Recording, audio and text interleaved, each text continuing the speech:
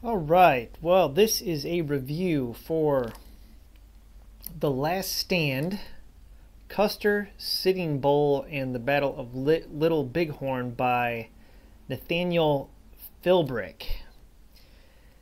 Boy, I kind of have mixed feelings about this book. So let me just say, this book's kind of frustrating. The Battle of Little Bighorn, from what I can tell, is a riddle wrapped in a mystery inside an enigma. I mean, we're never really going to know what happened because Custer and all the men that were with him at Last Stand Hill, they're all dead. And there's conflicting testimonies from the survivors, whether it be the scouts that were with him, the Crow Scouts, whether it be, I'm not going to go into all that. Let me just say the one thing that I do get from this is I think that Major Marcus Reno is a complete disgrace. His actions at the Little Bighorn, it's not that he fled, okay? It's the way that he withdrew his troops. It led to a lot of chaos and dysfunction and probably cost the lives of men that didn't need to die.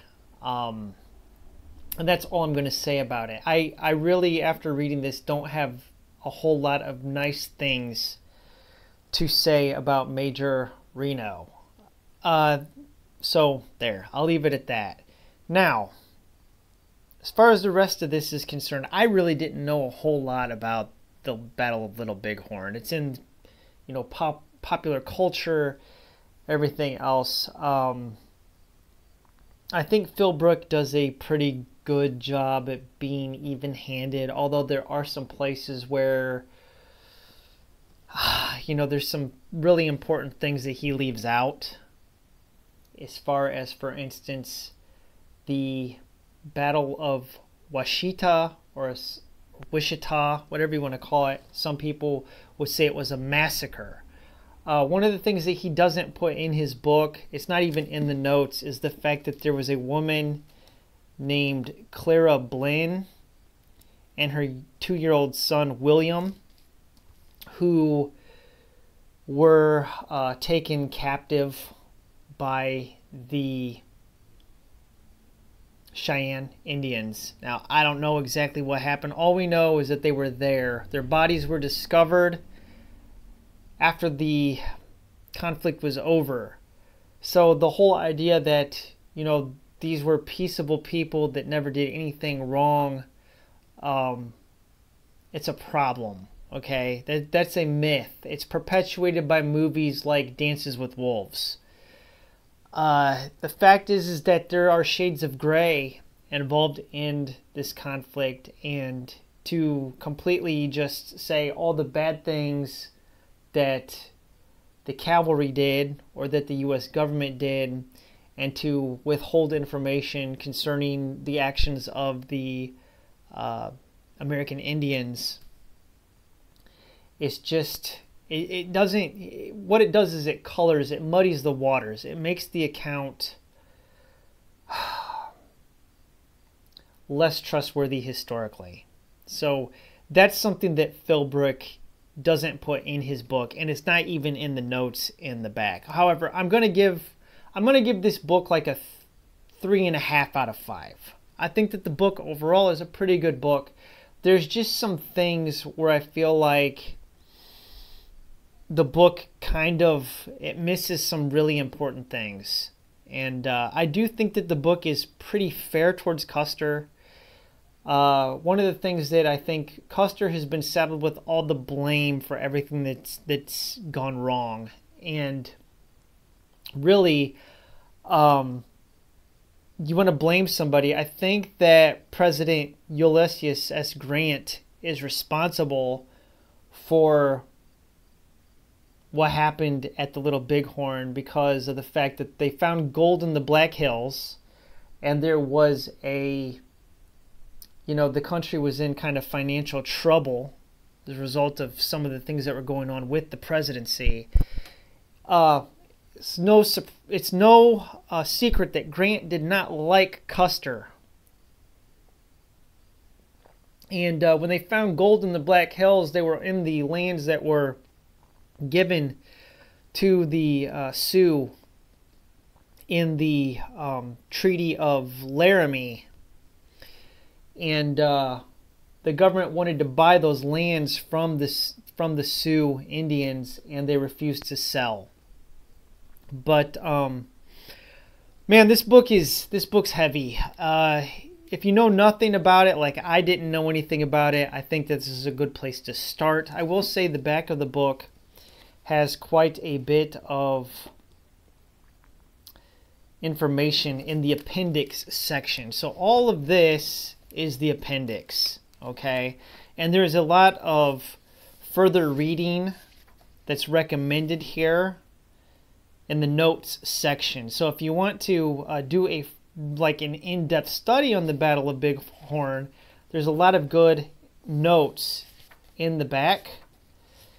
And then the bibliography is quite extensive as well. So all that right there is big bibliography. So there's further books. I mean, I don't know how many books have been written on this, but there's a lot.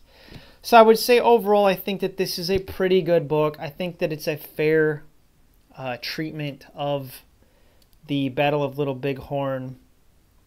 I do think that the early chapters are the best. You know, the first couple of chapters. I do think that General Terry is ultimately responsible for the things that have happened here. I think that General Terry was, this is my opinion, just based upon what I read in here, that, you know, he's really the one that was in charge. Custer had received a rank of brevet general during the Civil War, and following the Civil War, he was reduced back to lieutenant colonel. So the man that was really in charge was General Terry.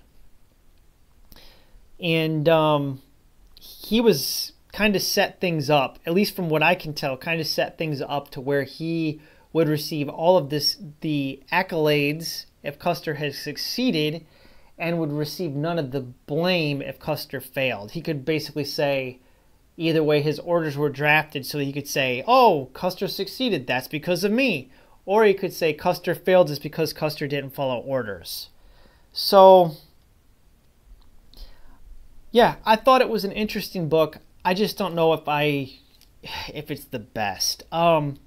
Maybe my vision's kind of colored on this because I watched a interview between Chris Hedges and Nathaniel Philbrick concerning Custer, and it kind of put a bad taste in my mouth. It essentially felt like he was blaming Custer for American imperialism and, you know, all this whole woke agenda we have going on now, where it felt like he was saying that Custer was responsible for systemic racism.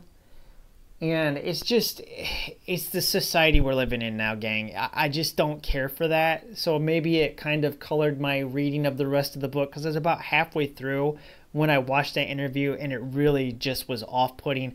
I will link that interview below in the description box. Anyways, raise the glass up to the 7th Cavalry. I don't know what you can say, whether you respect these guys or whether you hate these guys. Custer ultimately was carrying out the actions of the government that were ordered by President Grant. So if you want to pin the blame on somebody, then really you're going to have to blame President Ulysses S. Grant, which I'm not a fan of Grant, particularly because of the way that he threw his men's lives away at the siege of Vicksburg, and then what he did to his troops at Cold Harbor is disgusting. That's all I got to say. Thanks for watching. All right, that's my 2 cents. God bless. Have a wonderful day.